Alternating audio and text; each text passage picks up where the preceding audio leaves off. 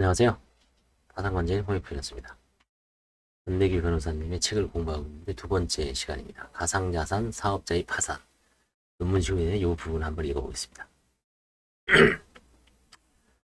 가상자산이 이제 최근에 한 4, 5년 내에 문제가 됐죠. 이것 때문에 이제 코인 때문에 파산하시는 분도 있고, 그렇지만 이게 이제 뭐 환가와 관련해서 크게 쟁점은 없었던 것 같습니다. 거의 환가를 한 경우도 드물었고요. 물론 하신 분도 있겠지만, 생각마치 그렇게 뭐 논의된 적은 없는, 그래서 한번 가볍게 한번 읽어보겠습니다. 가상자산 사업자, 거래소의 가상자산 사업자란 가상자산을 매매, 교환, 보관하는 행위 등을 영업을 하는 사업자를 말한다.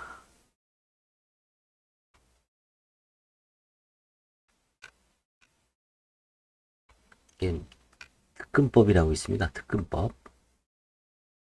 특정 금융거래 정보의 보고 및 이용 등에 관한 법률. 특근법이라고 합니다. 가상자산 이용 보호에 관한 법률도 있고요. 특근법과 가상자산보호법. 일반적으로 가상자산 거래소라고 부른다. 가상자산, 버추얼 어셋이란 경제적 가치를 지닌 것으로서 전자적으로 거래 또는 이전될 수 있는 전자적 증표를 말한다. 가상자산은 재산적 가치가 있는 무형의 자산이다. 가상자산은 지급수단으로서의 금전과 유통수단의 유가증권, 거래 대상으로서의 상품, 투자 대상으로서의 금융 투자 상품, 가치 저장 대상으로서 재산의 성격을 모두 가지는 복합적 상품이라고 합니다. 가상자산 이용자란 가상자산 사업자를 통하여 가상자산을 매매, 교환 또는 보관 관리하는 자를 말한다. 가상자산 거래소의 파산.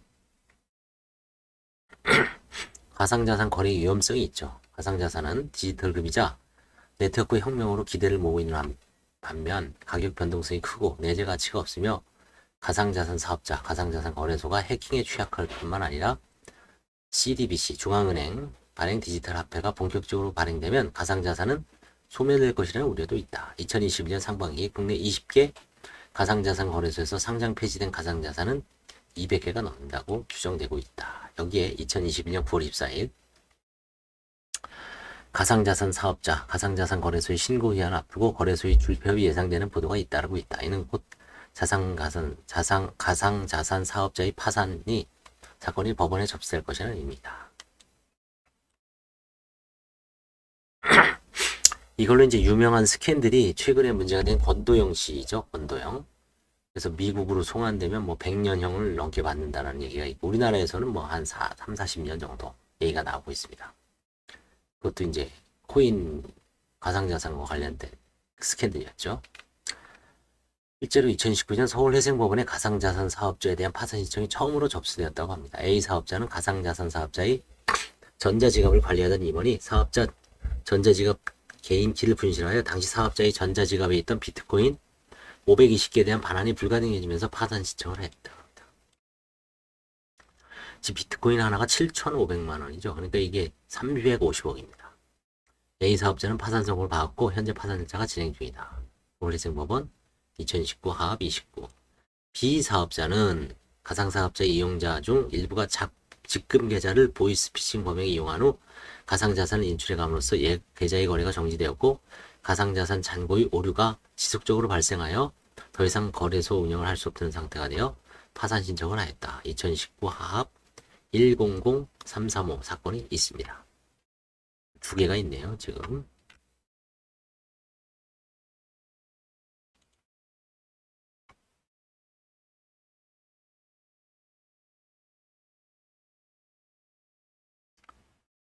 자, 그러면 가상자산 거래소 파산과 관련된 법률적 쟁점은 뭐가 있을까요?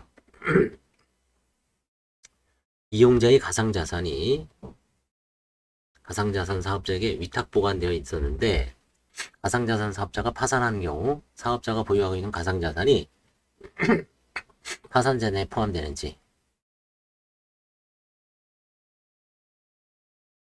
이용자가 가상자산에 대해 가지고 있는 가상자산 반환 청구의 성질이 무엇인지 한치권인지 단순 파산 채권에 불과한 것인지 이게 중요한 거죠.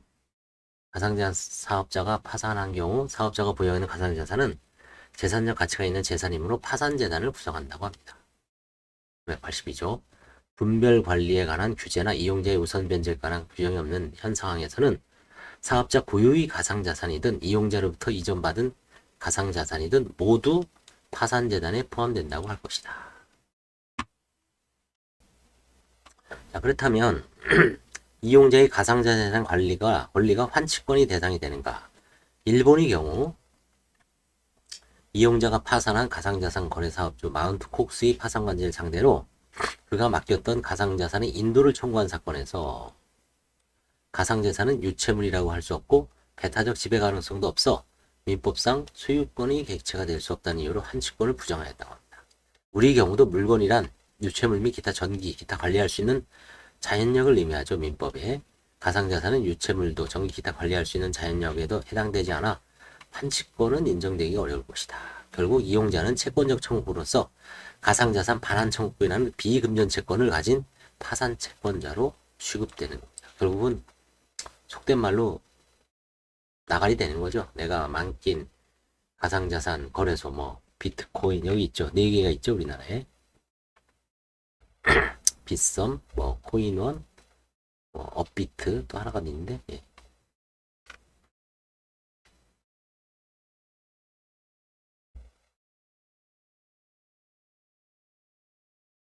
여기도 이제 17 각주 17도 결국은 채권적 청구권에 대한 얘기입니다.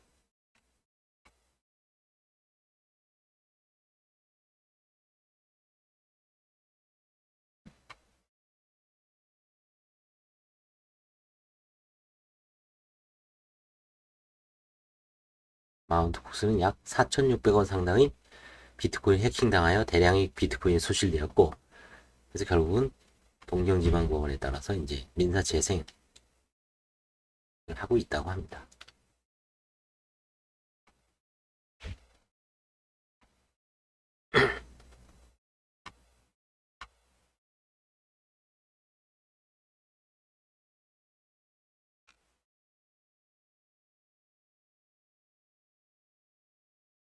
마지막으로 가상자산 2029 하합 29 사건에서 파산관제는 가상자산이 파산재단을 구성한다는 전자의 한가 작업을 진행하였다.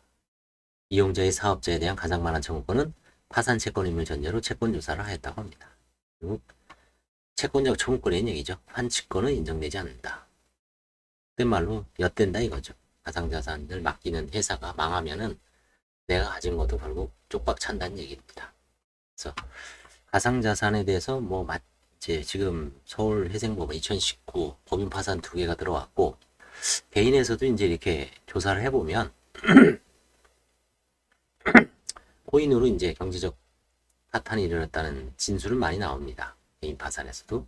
그렇지만 그거를 뭐 보관하고 있다가 전자지갑 형태로 보관하고 있다가 환가를 한 사안은 아직은 저는 없습니다. 다른 관제인은 또 있을지 모르겠지만 아직은 그게 뭐 많이 케이스가 있으면 뭐 논의도 되고 관제인 간담회나 세미나 같은 거를 열어서 뭐 주제 발표를 하겠지만 사례가 지금 거의 없는 걸로 알고 있습니다. 그래서 크게 논의가 되지 않아서 가상자산에 대해서는 이제 반짝했던 것 같습니다.